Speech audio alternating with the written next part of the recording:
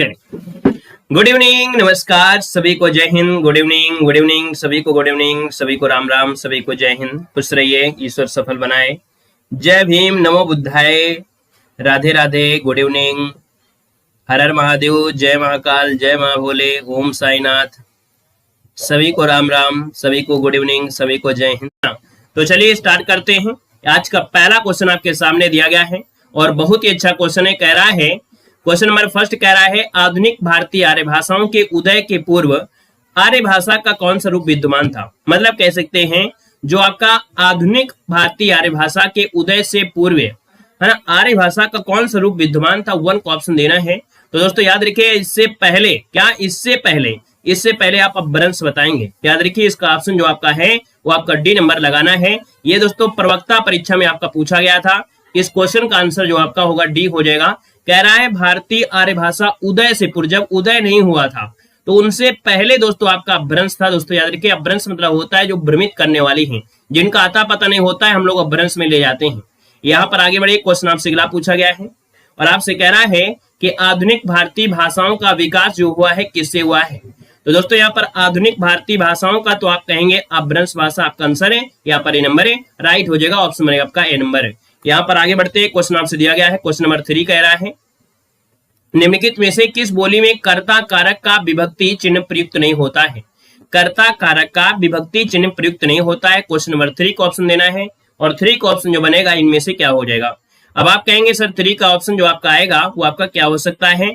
तो दोस्तों यहाँ पर देखिएगा, कह रहा है कर्ता कारक, कल भी क्वेश्चन मिला था, इसके पहले वाली क्लास में भी क्वेश्चन मिला था। उम्मीद है अगर आपने इसके पहले जवाब मतलब आपने क्लास देखा होगा तो इसका जवाब सभी लोग सही देंगे और उम्मीद से ज्यादा ही आप लोग यहाँ पर कह सकते हैं कि आप जवाब देंगे। चलिए, वेरी गुड। यहाँ पर दोस्तों हमने बताया था अवधी भाषा जो आपकी है ना, इसमें से कर्ता कारक जो आपका ने होता है इसका प्रयोग नहीं होता है, किसमें, अवधी बोली में। तो ऑप्शन इसका बी नंबर आपका जवाब राइट हो जाएगा।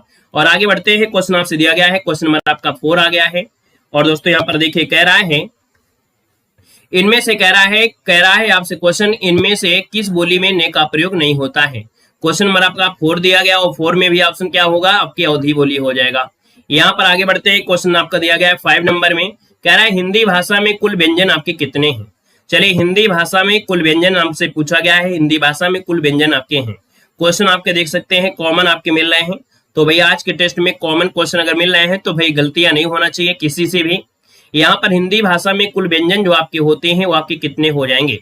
जवाब की अगर बात करते हैं दोस्तों, ऑप्शन यहाँ पर बी हो जाएगा आपका 33, इसको ऑप्शन आ रहा है, राइट हो जाएगा। याद रखिए ऑप्शन बी हो जाएगा। और आगे बढ़ते हैं, क्वेश्चन आपसे दिया गया है, हिंदी में ध्वनियां कितने प्रकार की होती हैं। हिंदी में ध्वनियां कितने प्रकार की होती हैं। तो आप कहेंगे सर ध्वनियां की बात किया है, ध्वनियां तो आपकी 2 ही प्रकार की होती हैं, एक होता है स्वर, है ना, क्या होता है स्वर, और दूसरे होते हैं आपके व्यंजन। यहाँ पर आगे बढ़ते हैं, क्वेश्चन आपसे अगला पूछा गया है। क्वेश्चन आपसे कह रहा है, निम्न में से संज्ञा शब्द आपके कौन से हैं। कल के क्वेश्चन जैसे हैं, है ना, कल के क्वेश्चन जैसे हैं लेकिन कल के क्वेश्चन नहीं है, याद रखिएगा। कल के क्वेश्चन जैसे हैं लेकिन कल के क्वेश्चन नहीं है, याद रखिएगा, ठीक है, भाव को समझिए। कह रहा है निम्न में से संज्ञा शब्द क्या है, और संज्ञा बताया था, है ना, किसी वस्तु का नाम होता है ना, ऐसी चीजें होती हैं। तो आप देख सकते हैं यहाँ पर जो आपका आ रहा है 7 नंबर में गंगा। अब दोस्तों यहाँ पर गंगा जो आपका है नंबर इसका राइट हो जाएगा, क्योंकि गंगा जो आपकी है वो आपकी एक है, अर्थात एक है, तो आप कहेंगे व्यक्तिवाचक संज्ञा। क्या बोलेंगे, व्यक्तिवाचक संज्ञा आपकी हो जाएगी। यहाँ पर दोस्तों पुराना है, नीला है, मोटा है, ये जो आपके हैं ये क्या है, ये विशेषण है। क्या है, विशेषण है, क्योंकि जब विशेषता किसी को बताते हैं तो वो विशेषण हो जाते हैं। यहाँ पर आगे बढ़िए, क्वेश्चन आपसे अगला पूछा गया है। क्वेश्चन नंबर आपका दिया गया है 8 दिया गया है। कह रहा है कि प्रतिवर्ष नदी में बाढ़ आ जाती है, वाक्य में किस प्रकार की संज्ञा है। प्रतिवर्ष नदी में बाढ़ आ जाती है, वाक्य में किस प्रकार की संज्ञा है। दोस्तों यहाँ पर देखिए आपका आंसर क्या होगा। भैया यहाँ पर प्रतिवर्ष दिया है। अब आप बताइएगा कि जब यहाँ पर नदी में दे दिया है, हम कहीं भी अगर लगा दें तो आप कहेंगे ये जातिवाचक में हो जाएगा। किसमें होगा, जातिवाचक में। आपका जो आंसर है यहाँ पर बी नंबर इसका राइट हो जाएगा। अरे हम लाइव नहीं है भाई, लाइव कहाँ है, लाइव होते तो पढ़ा रहे होते। चलिए, यहाँ पर जातिवाचक हो जाएगा, याद रखिएगा। चाहे प्रतिवर्ष या समझिए नदी, और नदी है तो कहीं ना कहीं देखा जाए एक नदी की बात नहीं कह रहा है, तो यहाँ पर आंसर आपका बी नंबर है, राइट हो जाएगा। आगे बढ़े, क्वेश्चन दिया गया है आपसे, कह रहा है पुल्लिंग परिवर्तन का सही विकल्प आपको चुनना है। पुल्लिंग परिवर्तन का सही विकल्प आपको चुनना है। दोस्तों 9 का ऑप्शन जो आपका पुल्लिंग का जो परिवर्तन है वो आपका किसमें सही है? तो चलिए, कह रहे सामग्री का दिया है सम्राट। क्या सामग्री का सम्राट दिया गया है? तो वही सही विकल्प आपका हमें लग रहा है पहला ही पॉइंट सही है, क्योंकि भैया ठकुर शब्द तो यह आपका गलत ही लिखा है। कवित्री का यहाँ पर कवि गलत भी लिखा है। रानी का राजा होता है ये भी गलत लिखा है ना। ऑप्शन क्या बनेगा? यहाँ पर नंबर राइट हो जाएगा, ठीक है ना। यहाँ पर कह रहे निम्न में से पुल्लिंग शब्द आपका कौन सा है? 10 नंबर का ऑप्शन देना है। कह रहा है पुल्लिंग शब्द जो आपका है इनमें से कौन हो जाएगा? अवस्था कैसी है, नगर कैसा है, सेना कैसी, शिक्षा कैसी है। नगर कैसा है दोस्तों, यहाँ पर देखिए कैसा शब्द आपका जो आपका है कैसा, ये दोस्तों याद रखिएगा कैसा शब्द आपको बता रहा है कि ये पुल्लिंग है, मतलब ऑप्शन बी हो जाएगा नगर कैसा है। यहाँ पर आगे बढ़िए, क्वेश्चन आपसे अगला पूछा गया है। यहाँ पर दिया गया है कि दिए गए शब्दों में से नित्य एक वचन में प्रयोग होने वाला शब्द आपका नहीं है। देखो यहाँ पर क्या है, कह रहे नहीं है, आपसे पूछा गया नहीं। अब आप बताइए कि नहीं शब्द आपका कह रहा है जनता हमेशा क्या होती है? एक वचन में होती है। पानी हमेशा एक वचन में होता है। आकाश तो एक वचन होगा ही होगा। मतलब जो ऑप्शन सी दिया गया हस्ताक्षर, ये हमेशा क्या होता है? आपके बहुवचन में होता है। याद रखिएगा, आपका जो आंसर आ गया है सी नंबर आपका राइट हो जाएगा साथियों। यहाँ पर आगे बढ़िए, क्वेश्चन दिया गया है, आपसे कह रहा है कह रहे निम्नलिखित विकल्पों में से एक वचन आपको बताना है। एक वचन वाला शब्द जो आपका है इनमें से कौन सा है?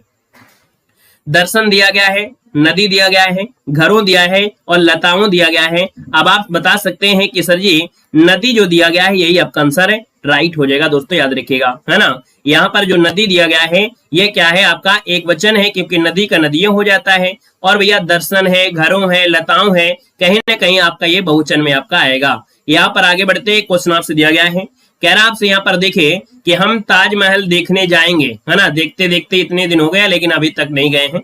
दोस्तों ताजमहल देखने जाएंगे, कौन कौन है आगरा वाले जो लोग जुड़े हुए हैं जो हमें ताजमहल दिखाने के लिए इच्छुक है, जो हमें बुलाएंगे ताजमहल दिखाने के लिए? भाई कितने लोग आगरा साइड से हैं भाई कमेंट कर दीजिएगा।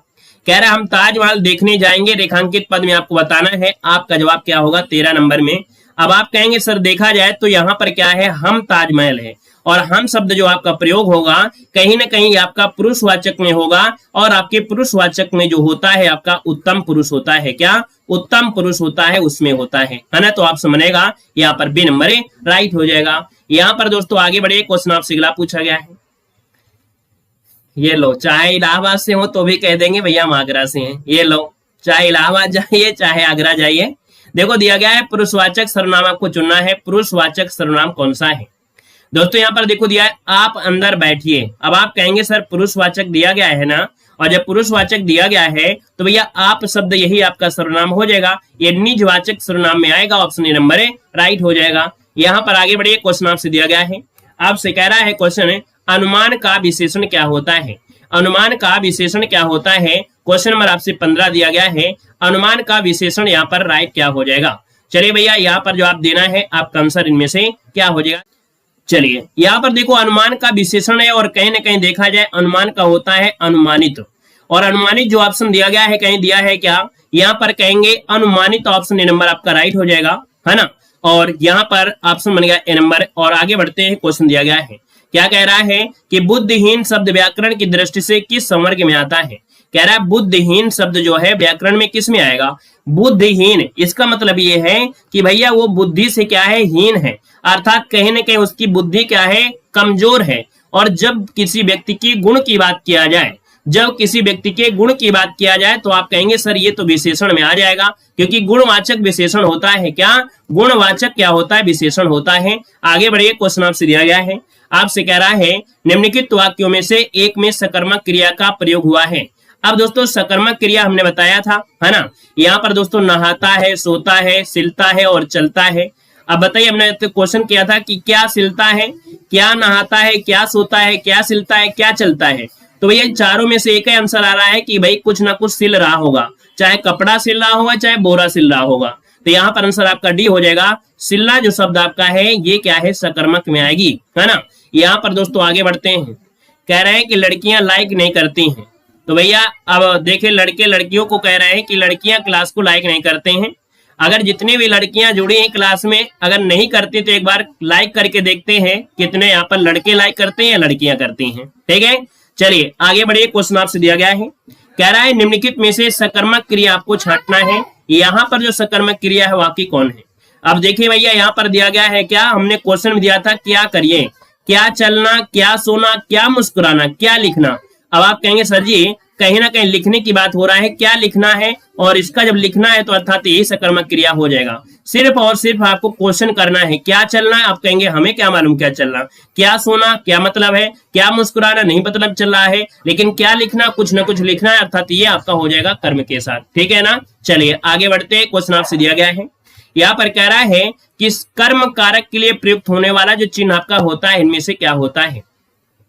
कर्म कारक के लिए चिन्ह होता है भैया कर्म, प्रथमा कर्ता ने द्वितीय कर्म को, और कर्म को जो ऑप्शन है आपका दोस्तों डी नंबर है, राइट हो जाएगा, कर्म को हो जाएगा। ठीक है ना, यहाँ पर आगे बढ़िए। क्वेश्चन आपसे अगला पूछा गया है, अच्छा भैया सकर्मक अकर्मक में अब तो दिक्कत नहीं होती ना किसी को, सकर्मक अकर्मक में किसी को दिक्कत तो नहीं होती है ना, कि दिक्कत होती है भाई? देखो माँ ने बाजार से कपड़ा खरीदा है, इसमें से कारक पूछा गया है। अब दोस्तों 20 नंबर की अगर बात कर लेते हैं तो आपका आंसर क्या होगा?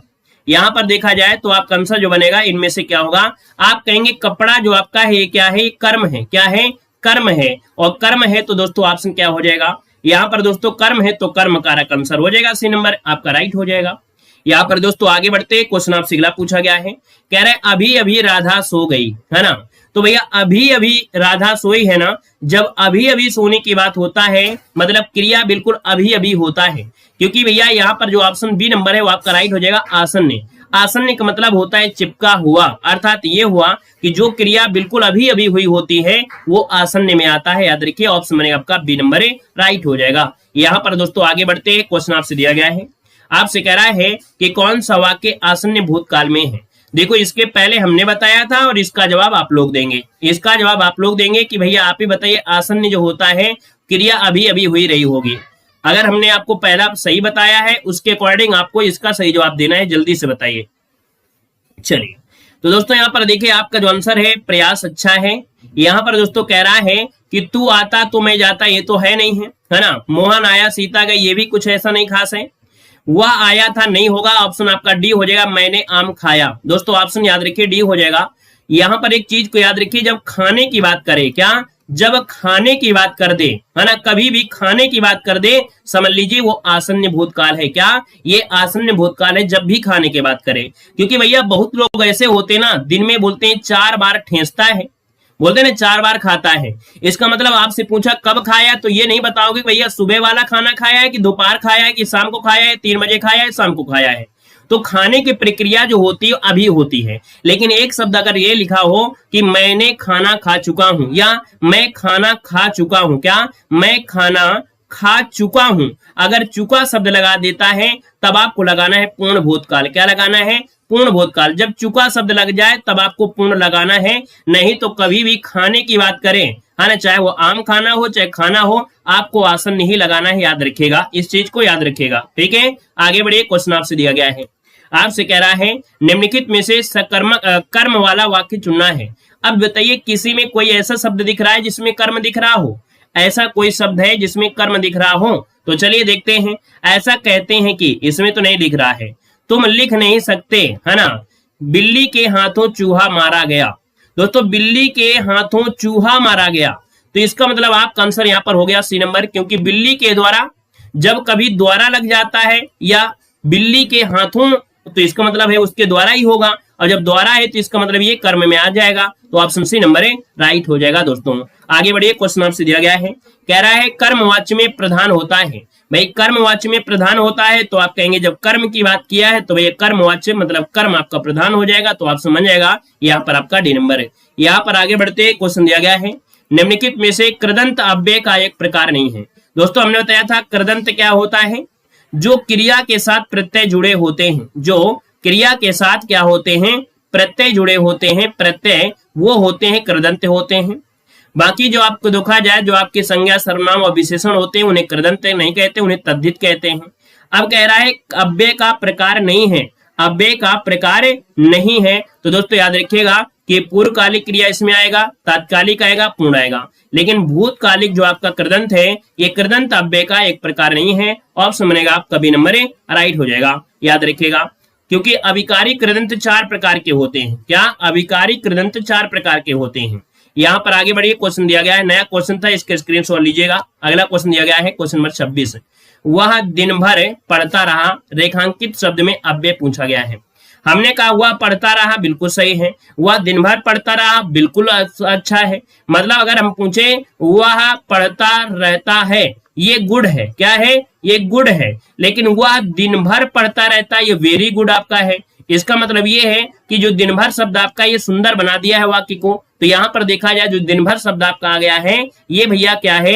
ये है निपात। निपात जो होता है सुंदर बना देता है वाक्य को। ठीक है, आगे बढ़िए, क्वेश्चन दिया गया है, आपसे कह रहा है क्वेश्चन आपसे अगला है, अहेर शब्द का तत्सम क्या होता है? अहेर का तत्सम क्या होता है यहाँ पर बताइएगा। अहेर का, तो दोस्तों अहेर का होता है आखेट। आखेट कहां पर है? ऑप्शन डी यहाँ पर राइट हो जाएगा। अहेर का तत्सम रूप होता है, यहाँ पर आखेट होता है, याद रखिएगा। यहाँ पर दोस्तों आगे बढ़िए, क्वेश्चन आपसे अगला पूछा गया है और कह रहा है कि चूरन किस प्रकार का शब्द है? दोस्तों चूरन किस प्रकार का शब्द है? आप बताएंगे कि सर चूरन जो आपका है ये कैसा है? अर्ध तत्सम है, याद रखिए। ये जो आपका है चूरन ये अर्ध तत्सम है। अगर चूर्ण दिया गया होता भैया, चूर्ण होता, तब ये क्या हो जाता? तब ये तत्सम में आपका आ जाता। दोस्तों याद रखिएगा, ठीक है। आगे बढ़िए, क्वेश्चन आपसे अगला पूछा गया है, क्वेश्चन नंबर आपका 29 है। क्या कह रहा है समझिएगा। निम्नलिखित में से कौन सा एक अनाथ का पर्यायवाची नहीं है?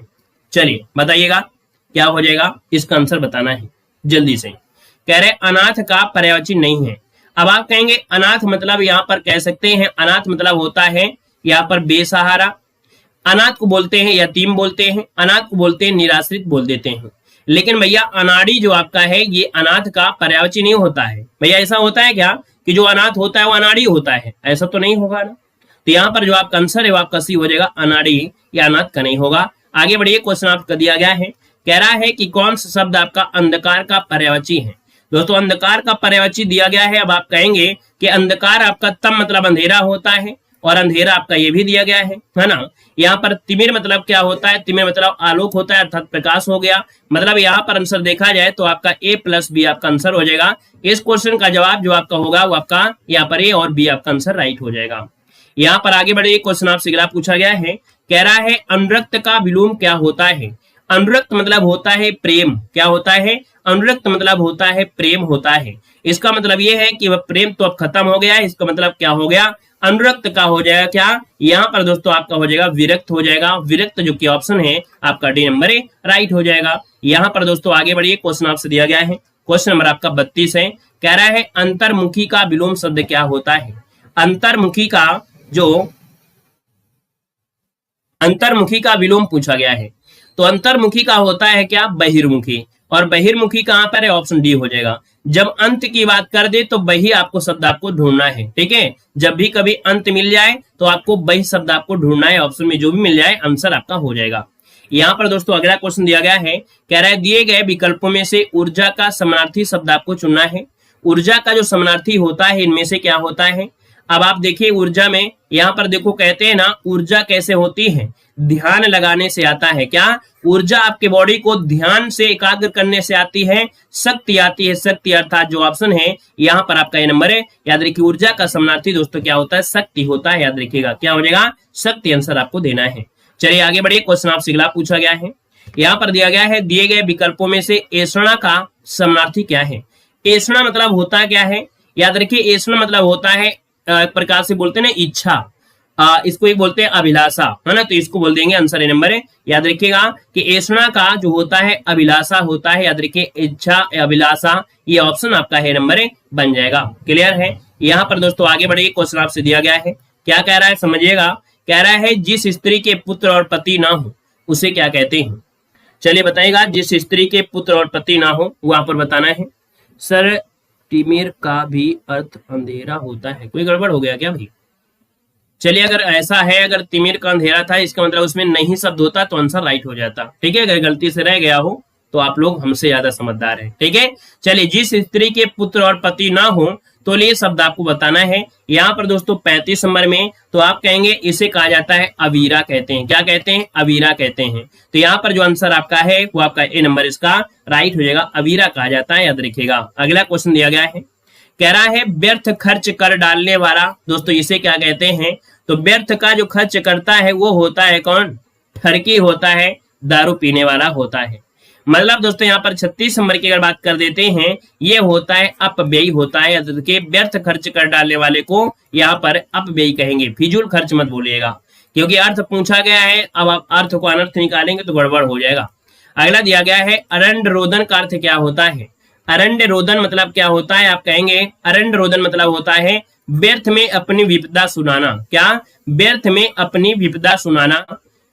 कह रहा है अंगार सिर पर धर लेना, दिए गए मुहावरे का अर्थ बताना है।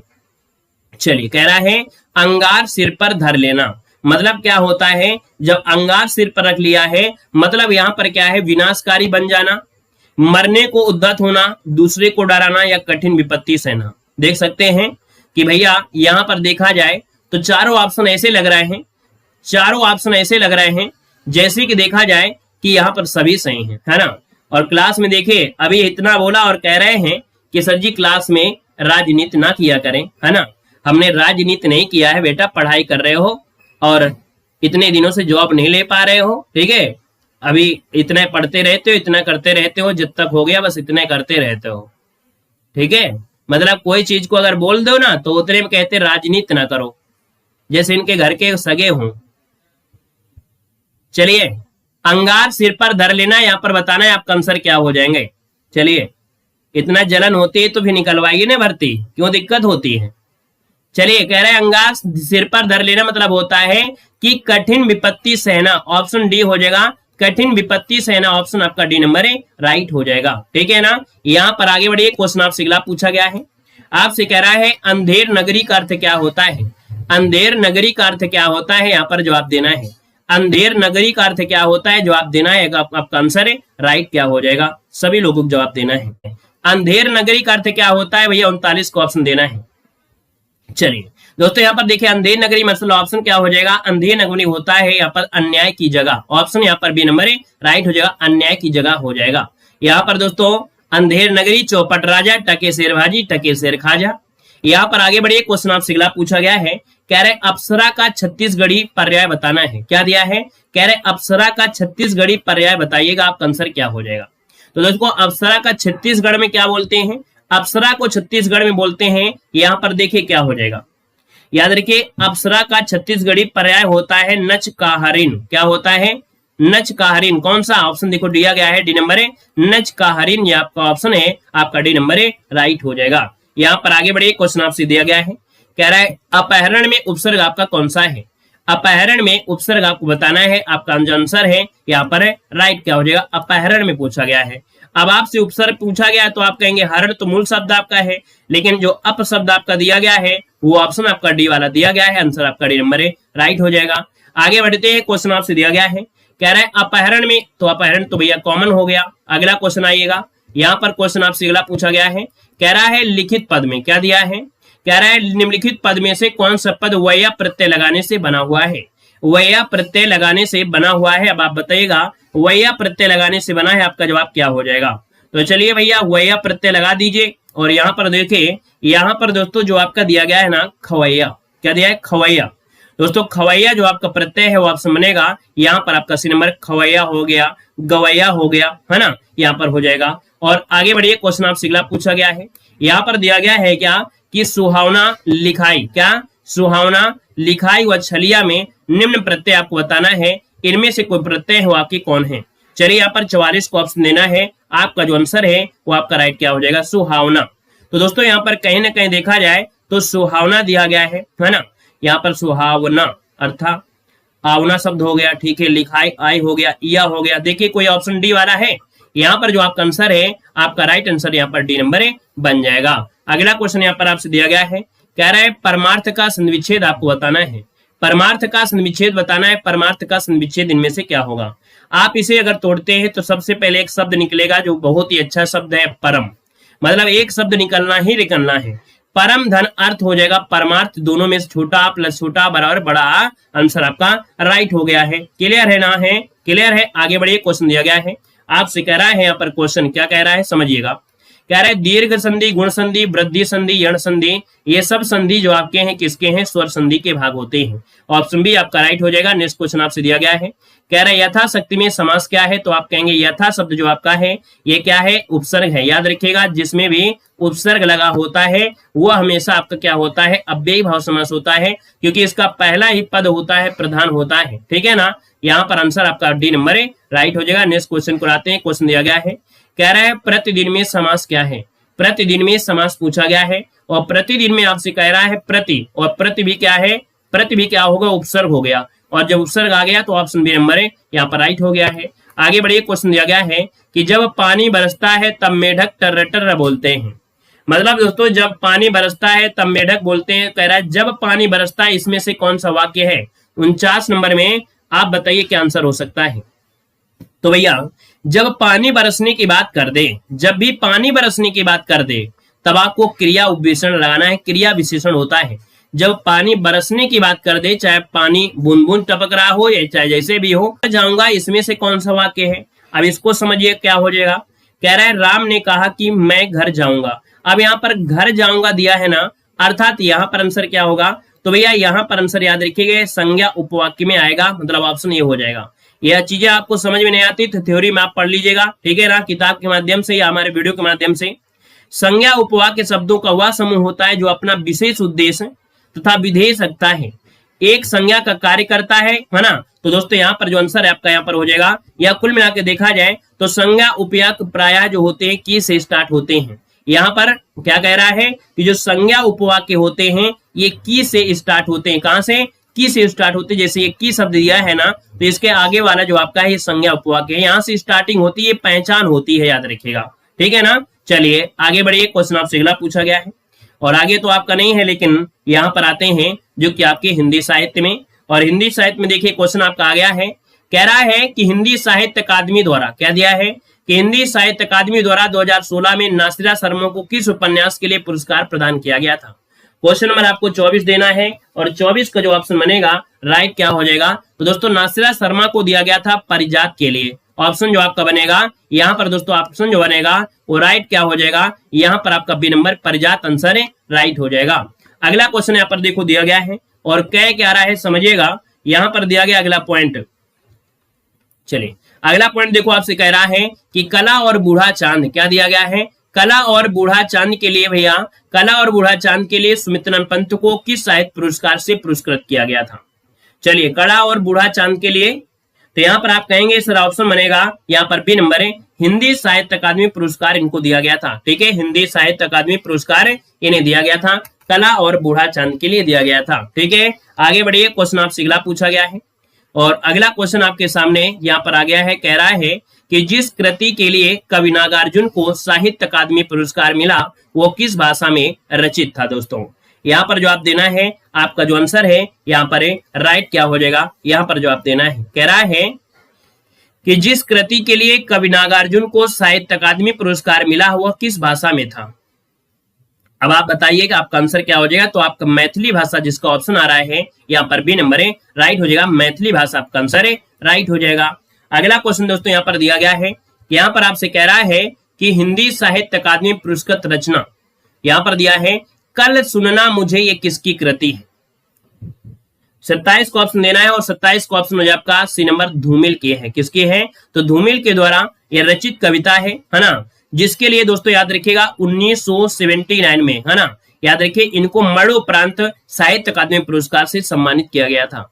हम इतना देखते हैं भैया, जिनको भी ये पुरस्कार मिल जाते हैं, है ना भैया, जो आपके साहित्य अकादमी पुरस्कार होते हैं, चाहे पद्म श्री हो, पद्म विभूषण हो, उनकी लगता है जिंदगी बिल्कुल अंतिम समय में देते हैं। अरे देना है तो थोड़ा पहले दे दिया करें, है ना, ताकि जिंदा रहते अपनी खुशी को देख सकें कि हमने क्या काम किया और हमको इतना बड़ा पुरस्कार मिला है। अधिकतर देखते हैं या तो कहो एक साल बाद गुजर जाते हैं, या तो 2 साल बाद गुजर जाते हैं, किसी को तो मरने के बाद ही होता है। जैसे अभी आपके मुलायम सिंह जी थे, उनको भी मरणोपरांत यहाँ पर पद्म विभूषण दिया गया था। थोड़ा पहले दे दे तो कितनी अच्छी बात है। यहाँ पर आगे बढ़े, कहते हैं ना कि मरने के बाद लोगों की अच्छाइयां पता चलती है, बस क्या मरने के बाद, किसी व्यक्ति मरने के बाद सिर्फ लोगों को अच्छाइयां दिखाई देती हैं, है ना, बुराइयां छिप जाती हैं, ऐसा होता है ना, तभी क्या होता है, सिर्फ अच्छाइयों को देखते हैं और मरने के बाद उनको अवार्ड दे देते हैं।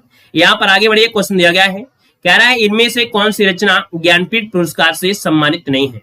दोस्तों आपका जो आंसर है यहाँ पर राइट क्या हो जाएगा, यहाँ पर जवाब देना है। तो भैया यहाँ पर देखिए ज्ञानपीठ पुरस्कार आपसे पूछा गया है और 28 को ऑप्शन जो बनेगा वो ये नंबर हो जाएगा, बुनी हुई रस्सी के लिए ज्ञानपीठ पुरस्कार दिया गया, ऑप्शन ए नंबर राइट हो जाएगा, जो कि देखिए सबका जवाब बिल्कुल सही आ रहा है। और अगला क्वेश्चन यहाँ पर देखो दिया गया है क्या, यहाँ पर कह रहा है कितनी नावों में कितनी बार, कितनी नावों में कितनी बार रचना को किस पुरस्कार से सम्मानित किया गया है। दोस्तों 29 की अगर बात कर लेते हैं तो आपका जवाब इनमें से क्या हो जाएगा, तो ज्ञानपीठ पुरस्कार दिया गया था और ये दिया गया था 1978 में, क्या 1978 में दिया गया था। दोस्तों याद रखिएगा कितनी नावों में कितनी बार, यहाँ पर आंसर राइट हो जाएगा। दोस्तों याद रखिएगा। यहाँ पर आगे बढ़िए, क्वेश्चन आपसे अगला पूछा गया है और कह रहा है कि प्रेम में भगवान रचना के लिए, क्या प्रेम में भगवान रचना के लिए जैनेन्द्र कुमार को किस पुरस्कार से सम्मानित किया गया है। तो दोस्तों यहाँ पर जवाब देना है कि प्रेम में भगवान रचना के लिए जैनेन्द्र को किस पुरस्कार से सम्मानित किया गया। यहाँ पर दोस्तों आप देख सकते हैं आपका जो आंसर है इसका राइट क्या हो जाएगा, सभी को जवाब देना है और 30 को ऑप्शन डी हो जाएगा। दोस्तों याद रखिएगा भारत शिक्षा मंत्रालय पुरस्कार यहाँ पर दिया गया था, प्रेम में भगवान रचना के लिए भारत सरकार शिक्षा मंत्रालय पुरस्कार यहाँ पर दिया गया था। यहाँ पर दोस्तों आगे बढ़ते हैं, क्वेश्चन आपसे अगला पूछा गया है, कह रहे वरिष्ठ साहित्यकार, इनका नाम क्या है, वरिष्ठ साहित्यकार काशीनाथ सिंह को उनकी कृति रेहन पर रघु के लिए किस सम्मान से सम्मानित किया गया। दोस्तों यहाँ पर देखिए 31 का जो ऑप्शन है आपका राइट क्या हो जाएगा, तो आप कहेंगे साहित्य अकादमी पुरस्कार दिया गया था, जो कि जवाब है आपका डी नंबर बन जाएगा। आगे बढ़िए, क्वेश्चन आपसे अगला पूछा गया है, कह रहा है हिंदी साहित्य का जो सलाका पुरस्कार है ये सबसे पहले जो दिया गया वो किसे दिया गया था। चलिए बताना है कि हिंदी साहित्य का जो सलाका पुरस्कार है ये सबसे पहले जो दिया गया वो किसे दिया गया था। 32 को ऑप्शन लॉक किया जाए, 32 को ऑप्शन लॉक करना है, ऑप्शन डी हो जाएगा। दोस्तों याद रखिए ये है आपके डॉक्टर रामविलास शर्मा, इनको सबसे पहले सलाका पुरस्कार दिया गया था। अगला क्वेश्चन आपसे दिया गया है, कह रहा आपसे कि हिंदी साहित्य अकादमी की ओर से हर वर्ष सलाका सम्मान पुरस्कार किस क्षेत्र को दिया जाता है। जब ऊपर दे दिया है कि हिंदी साहित्य में, तो दोस्तों आप कहेंगे कि हिंदी को नई दिशा प्रदान करने के लिए ये दिया जाता है, मतलब हिंदी साहित्य अकादमी अर्थात जो कि ऑप्शन बनेगा यहाँ पर क्या हो जाएगा, तो यहाँ पर दोस्तों हिंदी को नई दिशा प्रदान करने के लिए दिया जाता है, ऑप्शन डी इसका राइट हो जाएगा। अगला क्वेश्चन यहाँ पर देखो दिया गया है, कह रहा है आपसे क्वेश्चन है कि किस वर्ष से, क्या दिया है आपसे, कह रहा है कि किस वर्ष से लेखक और उनकी कृति के लिए साहित्य अकादमी पुरस्कार से सम्मानित करना आरंभ हुआ था। मतलब साहित्य अकादमी पुरस्कार की जो शुरुआत हुई थी वो कब से हुई थी, दोस्तों जवाब देना है। यहाँ पर 34 नंबर का जो ऑप्शन है यहाँ पर राइट हो जाएगा, 1955 से शुरुआत हुई थी, 1955 से शुरू किया गया था। अब आपको ये जवाब देना है कि सबसे पहला जो पुरस्कार दिया गया था, है ना, साहित्य अकादमी पुरस्कार सबसे पहले जो दिया गया वो किसको दिया गया था। जल्दी से बताइए और कमेंट करिए कि आपका जो राइट आंसर होगा यहाँ पर क्या हो सकता है, सबसे पहले किसको दिया गया था। जल्दी से बताइए आपका आंसर क्या होगा। और इस क्लास को हम यहीं पर स्टॉप कर रहे हैं, ये क्वेश्चन आपके होमवर्क के लिए हम आपको दे दे रहे हैं, ठीक है ना। कल हम लोग यहीं जो आपकी हिंदी साहित्य के होंगे यहीं से होंगे। हम डेली आपको देखिए हिंदी साहित्य के क्वेश्चन आपके पढ़ाते रहते हैं, हर एक एग्जाम में हो। और दोस्तों यहाँ पर देखिए यूपीएसआई 2017 में भी है, 2021-22 में जो भी आपके पेपर हुए हैं उनके भी आपको मिलेंगे, है ना। पूरी आप पढ़िएगा सीरीज में, चाहे वो आपका टीजीटी हो या पीजीटी हो, जो आपकी परीक्षा हुई थी उनके भी क्वेश्चन आपको मिलेंगे। यहाँ पर लेखपाल जो आपका पेपर हुआ था उसके भी पेपर में क्वेश्चन मिलेंगे। मतलब इस हिंदी साहित्य में आपको सब कुछ मिलेंगे, सब कुछ ऐड कर देंगे इसी में। डेली क्लास लेते रहिए, मॉडल पेपर लगाइए हिंदी का और इसके बाद हिंदी साहित्य क्वेश्चन में लगाइएगा, ठीक है ना। और कुछ है, सब कुछ सही है। तो चलिए फिर आज के लिए इतना ही रखते हैं। एक बार जितने लोग जुड़े हैं वीडियो को लाइक कर दीजिएगा, चैनल को सब्सक्राइब भी कर दीजिएगा।